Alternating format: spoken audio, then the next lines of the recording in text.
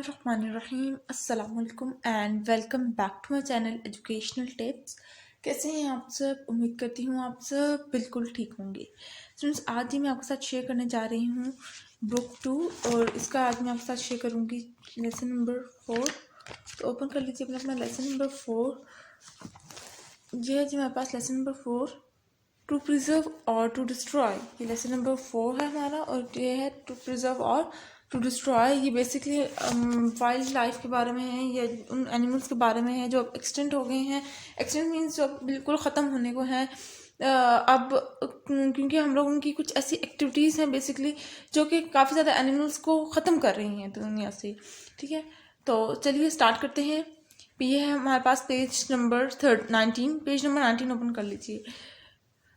Every form of human activities upset or changes the wildlife complex of the area unceasingly and unavoidably।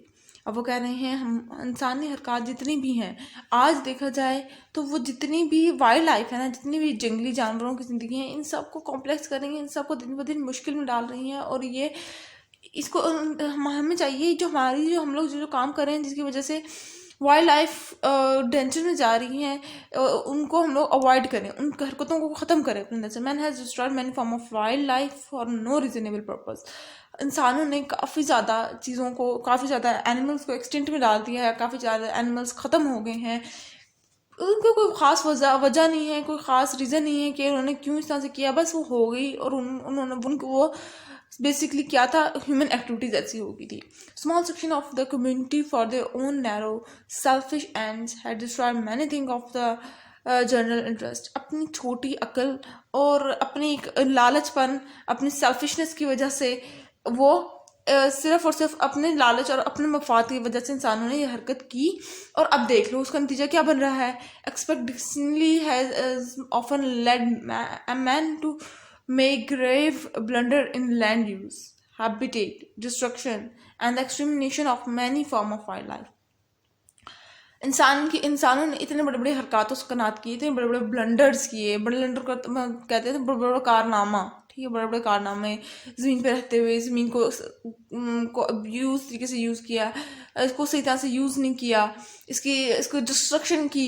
देखो, अब wild life जो जंगली जानवर हैं वो बेसिकली जंगल में रहेंगे और जंगल हम लोग काट देते हैं, तो ये इनके लिए यूं भी वो कम होना शुरू हो जाते हैं, यूं वो डेंजर में चले जाते हैं, वो एनिमल्स एक्सटेंट में चले जाते हैं और फिर एट द एंड एनिमल ख़त्म हो जाता है दुनिया से। In this everyday life man's attitude is determined is the main by purely practical consideration, ethical or moral consideration come afterwards। आजकल की प्रैक्टिकल लाइफ के अंदर इंसानों का रवैया देखा जाए तो वो एक मिसाली है, ऐसा कभी कोई किसी ने किया नहीं था। आज देखा जाए तो आज इंसानों में एटीट्यूड इतना है कि किसी और को खनते ही नहीं, किसी और को देखते ही नहीं है, वो सिर्फ अपनी चलाते हैं। Look at in this way the disappearance of the burden of such animals as the wolf and wild boar can be more easily understood। आपने देखा होगा कि अब वुल्फ और वाइल्ड बोर ये दोनों हमें नहीं नज़र आते इतनी ज़्यादा जगहों पर नज़र नहीं आते। ये बहुत कम, कहीं नज़र आ जाए तो खुशकिस्मती समझें, लेकिन ये अब बहुत कम हो गए हैं, इनकी पैदावार ख़त्म होने वाली है। In our intensively cultivated and overpopulated country, there is no room for such large mammals. The one a predator of big livestock and the other a pest to agriculture।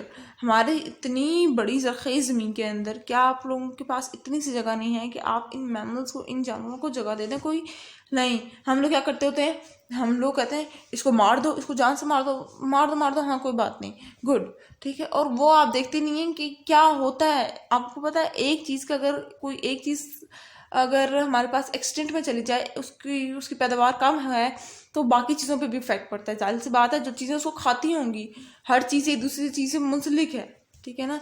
Thus man's first attitude to animals is the result of their effect on his own survival। इस तरह से men's का attitude in जानवरों पर पहला असर पड़ता है और what he consider to be the effect on his survival, या फिर उसके सर्वाइवल पर भी असर पड़ता है। Then there is his concern with sport. अब हम कई खेलों की वजह से भी जानवरों को मारते हैं. The animals has set aside for this purpose are given special protection and war is gauged unceasingly on any other creature that may be danger to them. ठीक है ना. अब वो कह रहे हैं कि एनिमल्स को क्या हम लोग काम के लिए अपनी प्रोटेक्शन के लिए रखते हैं, लेकिन हाँ एनिमल्स को लोग वॉर में भी इस्तेमाल करते हैं. ठीक है. और फिर यानी कि उनके साथ लड़ाई करते हैं, उनके साथ उनको कोई एनिमल मुझे नहीं पसंद. मेरे घर के बाहर अगर डॉगी आया हुआ है और डॉगी मुझे पता है कि डॉगी मेरे लिए थोड़ा बहुत हार्मफुल होगा, ठीक है, तो मैं उसको मार दूंगी. ठीक है ना. और अगर सारे लोग इस तरह से करना तो डॉग्स डेंजर में चले जाएंगे, एक्सटेंट में चले जाएंगे.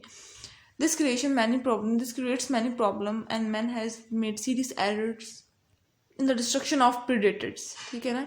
इस तरह से करके मेरे लिए बहुत ज़्यादा मसले मसाइल शुरू हो सकते हैं. Until preservers. This meant the destruction of kestrel until recent year all hawks and falcon were destroyed as vermin by game preserver. अब वो एक गेम की स्टोरी सुना रहे हैं. एक वर्मिन गेम होती है, उसके अंदर ना आपने जितनी भी हॉक्स और फैल्कन्स होती हैं ना, इनको मार देना होता है. ठीक है. अब पिछले दिनों ऐसा हुआ कि हॉक्स और फैल्कन को मार दिया गया सारी. This meant the destruction of kestrel which are the useful to the farmers. अब जब इनको डिस्ट्रॉय किया तो ये बेसिकली कैस्ट्रल को डिस्ट्रॉय किया इन लोगों ने. कैस्ट्रल्स भी ख़त्म होना शुरू हो गई. उसके बाद फिर इनको क्या हुआ कि कैस्ट्रल जो होती हैं वो फार्मर्स के लिए ज़रूरी हैं. ठीक है ना. कैस्ट्रल फार्मर्स के लिए ज़रूरी है. It means destruction of owls. जाहिर सी बात है, जब उल्लू की सारे पैदावार ख़त्म हो जाएगी, आउल जितने भी हैं वो सारे ख़त्म हो जाएंगे, फिर क्या होगा. Which are useful to farmer. Owls भी फार्मर्स के लिए यूजफुल हैं. So here you had sport acting against the interest of food production. इस तरह से आपकी जो आप खेल कूद में जो मार रहे हैं, ये भी आपकी फूड प्रोडक्शन को असरअंदाज करता है. The tragedy of all this is that all other the killing predator did not in any way improve man's sport. इसका मतलब ये है कि किसी भी जानदार को मार देने से आप अपने खेलों में बेहतर नहीं हो सकते. It has been clearly shown by modern research that eagles, hawks, falcon and predatory mammals had not the side effect of the number of games birds anywhere. अब वो कह रहे हैं कि इस तरह से तो ये मॉडर्न रिसर्च ने तो प्रूफ कर दिया है कि अगर आप लोग जानवरों को मार रहे हैं तो इसका कोई आपको गेमों पर आपको खिलाड़ी नहीं अच्छे बन जाएंगे, उल्टा आप लोगों ने अपना खुद ही नुकसान किया है. Broadly speaking man's wages war against the creation which has considered harmful even when his warfare makes little or no difference to the number of these enemies. और अगर सख्ती से कह रहे हैं, अगर हम सख्ती से कहूँ तो ये है कि इंसानों ने जानवरों के साथ जंग छिड़ी हुई है. इंसान जिस तरह से अपने दुश्मनों को मारते हैं, इसी तरह से वो अपने जानवरों को मार रहे हैं. As he encourages to those creation which are useful even though their attacks or pests they will make little difference to the number of those pests. अब वो कह रहे हैं कि जो उनके लिए अच्छे होते हैं, उनको जो जानवरों के लिए अच्छे होते हैं उनको नहीं मारते इंसान, और जो उनके लिए वो साबित होते हैं उनको वो मारना शुरू हो जाते हैं, उनके साथ गेम में खेलना शुरू हो जाते हैं. ठीक है ना. It will be true to say therefore that our attitude to songbirds, to most birds of prey and to many of our predatory animals arises from the fact that they have either been proved useful or the non-sequence. अब वो कह रहे हैं कि इस बात से तो हमें यही पता चलता है कि हम लोग सिर्फ अपने मफाद परस्त हैं. हम लोग उनको उन बर्ड्स को भी अच्छा समझते हैं जो हमारे लिए अच्छे हैं, हमें पसंद हैं, और जो नहीं है उनको ख़त्म कर दो, उनको एक्सटेंट में डाल दो. सिंपल. ये तो फिर सेल्फिशनेस हुई ना. Either way, from this we have developed the idea of conservation, which means preserving what we have left of our heritage of wildlife and even finding rooms of territory which may do little damage on the side. अब वो कह रहे हैं हमें चाहिए कि हम लोग जो चीज़ें अब हो गई, गलती हो गई, लेकिन हम लोग अगर अपनी थोड़ी सी अकल इस्तेमाल करें और हम लोग अपने थोड़ा सा सोचें कि हम लोगों ने क्या किया. ठीक है. तो हम लोग चाहें तो जो एनिमल्स एक्सीडेंट में चली गई हैं, अब हम लोग उन एनिमल्स को थोड़ा सा स्पेस दें, उनको मज़ीद उनको तबाही की तरफ ना लेके जाएं, उनको दोबारा उनका शिकार ना करें, और उनको इस तरह से उनके एक्सटेंशन को ख़त्म करें, उनको दोबारा से नॉर्मल नंबर पर लेकर आएँ, वरना यूँ तो फिर दिन ब दिन सब कुछ ख़त्म होता चले जाएगा। ठीक है ना।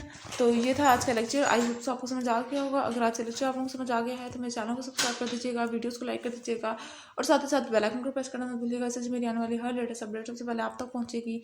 मिलती हूँ किसी और वीडियो में। दुआ में याद रखिएगा, अपना ख्याल रखिएगा। अल्लाह हाफिज़।